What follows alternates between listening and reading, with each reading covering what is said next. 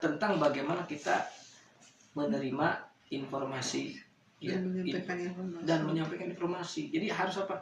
Harus dalam hal informasi itu harus ketat, tidak boleh sembarangan. Tidak boleh sembarangan dari nabi kan gitu tadi ya, jelas ya. Gitu. Kenapa? Karena kalau dari nabi ini kan menyangkut orang yang menyampaikannya, sumber beritanya. Apakah dia memberitakan itu dengan redaksi yang benar, gitu kan? Kalau sudah informasi itu dari pihak kedua, itu kan ada istilahnya distorsi, penyimpangan. Gitu. Ada nambah, ada kurang, ada bengkok gitu kan. Kan gitu masalahnya kalau informasi dari pihak kedua. Gitu ya, harus dari pihak pertama. Kan tadi dikatakan kalau kalian mau bersabar itu lebih baik sampai Nabi datang di tengah-tengah kalian. Nabi kan pihak pertama yang berbicara. Kalau pihak pertamanya ada silahkan ngomong, nanti ada pihak pertama yang ngoreksi. Artinya lebih baik jangan, gitu kan. Jangan mengumbar apa yang dari Nabi tanpa ada rujukan dari firman Allah, begitu. Nah, dengan petunjuk ini kan gejala bukan? Gejala yang terjadi, gejala yang terjadi. Dan memang terjadi enggak? Terjadi, maka banyak itulah. Sehingga umat Islam atau Muslim Arab saat itu sepeninggalan Nabi itu mereka karena tidak punya dasar iman, tidak mentadabur Al-Quran, sehingga mereka hanya bergantung kepada sosok Muhammad. Keislaman mereka bergantung kepada sosok Muhammad. Al-Qurannya nggak dipahami. Akhirnya apa? Akhirnya banyak nanya ke Nabi ini gimana? Ya Rasulullah ini gimana? Kemudian disampaikan dari mulut ke mulut. Dan orang juga merasa butuh. Apa kata Nabi? Dicatat. Akhirnya banyak yang mencatat. Karena lepas dari Al-Quran. Itu. Sehingga tidak punya kepercayaan diri. Tidak punya pemahaman yang bulat tentang makna dan tujuan hidup. Akhirnya jadi segala-gala dipertanyakan. Jadi tidak tahu batasan ilmu itu kemana gitu. Nggak tahu konteksnya. Nggak tahu batasan ilmu yang dari Allahnya. Nah, maka akibatnya sampai saat ini menumpuk ya info-info, cerita-cerita, berita-berita yang orang bilang ini dari Nabi. Ada yang berita yang dianggap sahih, ada yang dianggap dhaif kan begitu ya. Dianggap benar, ada yang dianggap lemah gitu dan lain sebagainya. Sehingga menghasilkan sekarang kitab-kitab hadis. Ada 7 kitab hadis ya, 6 kitab hadis ya yang utama itu yang disebut dengan kutubus sittah ya, 6 kitab hadis yang jadi pegangan umat Islam. Dan yang populer itu adalah kitab hadis Sahih Bukhari dan Muslim. Gitu. Yang mensahihkan ya Bukhari dan Muslim. Kesahihannya bukan ditentukan oleh Allah, tetapi kesahihannya ditentukan oleh ini cendekiawan ya, Bukhari dan Muslim, berdasarkan kepada 2 kriteria. Kriteria pertama tentang periwayat. Jadi sahih tidaknya hadis itu menurut Bukhari Muslim itu ada 2 ya. Yang pertama periwayatnya, artinya periwayatnya orangnya, siapa yang meriwayatkan ini gitu. Nah, orangnya itu harus benar-benar dikenal, dipercaya gitu siapa. Kemudian yang kedua sanadnya. Sanad itu artinya rantai. Rantai riwayatnya. Dari siapa harus nyambung. Gitu. Dari si fulan, dari sahabat harus sampai ke Nabi. Oh iya nyambung ini. Nah, ini namanya sanad gitu. Sehingga Bukhari dan Muslim memberikan kriteria kesahihan hadis pada sanad dan rawi. Ada satu hal yang tidak dijadi kriteria oleh Bukhari Muslim, apa itu? Konten hadis gitu. Jadi isinya. Jadi nggak peduli isinya tentang urusan apa gitu, pokoknya ini hadis. Jadi ada urusan-urusan yang nggak penting ya. Iya, itu semua ada dalam kitab gitu. Ya tapi sebenarnya nggak ada masalah, itu jadi catatan saja, ada bagusnya, tapi jangan itu dijadikan sebagai rujukan hukum. jangan dijadikan rujukan. Jadi tidak punya otoritas hukum hadis. Oleh umat Islam sekarang jadi punya otoritas segera. Nah ini masalahnya. Al-Quran, yang kedua hadis, ini jadi sumber hukum. Yang ketiga ijma para ulama. Yang keempat qiyas. Qiyas itu hal-hal yang tidak ada atau tidak ada penjelasannya dari Quran dan hadis. Hal-hal yang baru terjadi sekarang yang tidak pernah ada pada zaman Nabi misalkan, nah itu dicari kesamaannya dengan hal-hal yang lain, itu namanya qiyas. Jadi hal-hal apa sekarang hal-hal yang baru ya, yang pada zaman Nabi nggak ada. Nah maka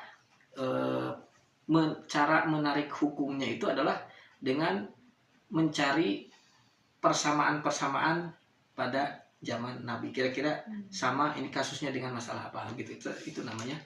Yes. Nah tapi itu jadi sumber hukum, jadi banyak sumber hukum. Jadi yang punya kedudukan otoritas hukum hanya Allah dan Rasulnya menjadi Al-Quran ini. Maka hadis itu jangan dikatakan hadis itu dari Nabi, bukan, salah besar. Hadis itu sumbernya dari orang yang bercerita tentang Nabi itu.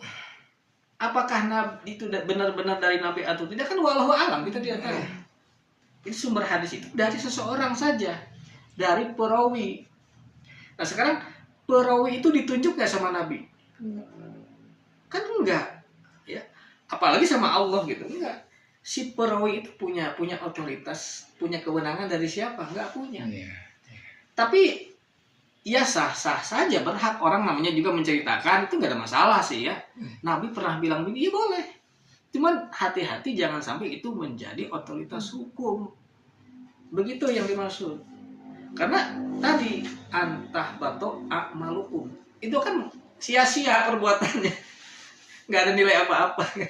Hanas diamalkan, nggak ada nilainya di mata Allah. Yang bernilai di mata Allah ya ini Quran gitu. Merujuk ke Quran. Iya, yang itu ya. Tapi sekarang orang suka menganggap hadis itu sebagai hukum juga ya, rujukan hukum. Iya, itu masalahnya. Itu masalahnya gitu. Jadi sekarang diangkat jadi rujuk, jadi punya otoritas hadis itu. Sumbernya bukan dari Nabi, dari orang bicara tentang Nabi. Nah, kan itu kita orang yang menyampaikan juga salah tangkap. Nah, gitu kan, jadi ada berbagai faktor ya. Nantinya. Kan Nabi kepada siapa dia ngomong, konteksnya apa, urusannya apa. Itu kan berbeda. Belum tentu, tidak bisa disamakan ya kondisi dan situasi tertentu dengan situasi dan kondisi yang lain, kan tidak tahu. Begitu. Jadi ini yang dimaksud sembarangan, ini nggak bisa. Nah itulah, janganlah kalian mengangkat ucapan kalian berdasarkan pada ucapan Nabi, seperti halnya yang kalian lakukan sebagian kalian kepada yang lain itu sering.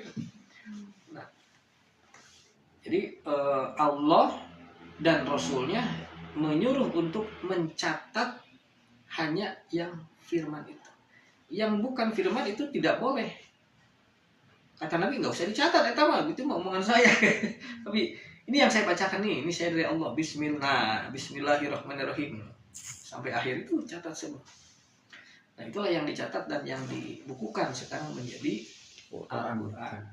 Nah tapi sekali lagi bukan berarti kita tidak perlu hadis, bukan. Hadis itu satu hasil pengumpulan ya. Ya bermanfaat, berguna bagi orang yang ingin melakukan satu penelitian tentang masa lalu, tentang kejadian-kejadian pada zaman Nabi, tentang riwayat Nabi. Itu bagusnya ke situ. Ya, ada manfaatnya gitu. Hadis itu sebagai pelajaran tambahan bagi kita untuk memahami tentang kehidupan Nabi dan kehidupan pada masa-masa itu. Tapi jangan dijadikan sebagai sumber hukum. Tidak punya otoritas hukum. Itu salahnya itu aja. Karena oleh umat Nabi sendiri sepeninggalan Nabi ini dijadikan rujukan, jadi hukum. Nah, jadi hukum ini begini maksudnya. Jadi ada istilah amalan sunnah misalkan. Karena melihat Nabi mengatakan begini-begini, sehingga apa yang dikeluarkan oleh Nabi jadi dijadikan hukum sunnah oleh ulama. Apa arti sunnah? Apabila Sunnah itu dikerjakan, Dapat pahala. Oh. nah kan? Apabila dikerjakan dapat pahala, apabila ditinggalkan tidak apa-apa. Dosa.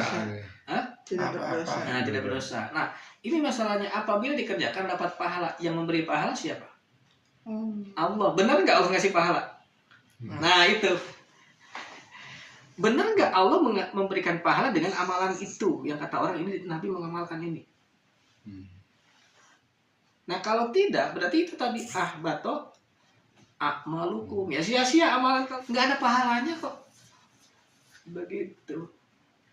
Jadi urusan pahala, urusan janji Allah. Janji Allah harus dari kitabullah. Begitu. Kitab Al-Quran ya. Nah, itu. Jadi bukan berarti jangan mengamalkan. Lu silakan aja amalkan. Cuman sia-sia jadinya. Cuman sia-sia. Atau begini, kita mengamalkan hal itu karena ada manfaat yang lain gitu. Jangan dihubung-hubungkan ke pahala. Itu aja sebenarnya. Silakan kalau untuk manfaat yang lain ya ada. Kalau ada silakan. Gitu. Tapi jangan dihubungkan ke pahala ya, karena itu ya hal yang sia-sia, nggak ada dapat pahalanya kok. Gitu maksud. Nah, itu jadi oleh para ulama diberi status otoritas hukum hadis itu nanti. Itu salahnya di situ. Nah, jadi sebenarnya kita dengan tadabbur Quran itu jadi harusnya lebih nikmat, lebih nyaman nggak? Yang penting kata Allah tadi, jangan mengingkari apa yang ada dalam Al-Quran, jangan fasik, jangan menyimpang dari informasi ini, dan jangan isyan, jangan maksiat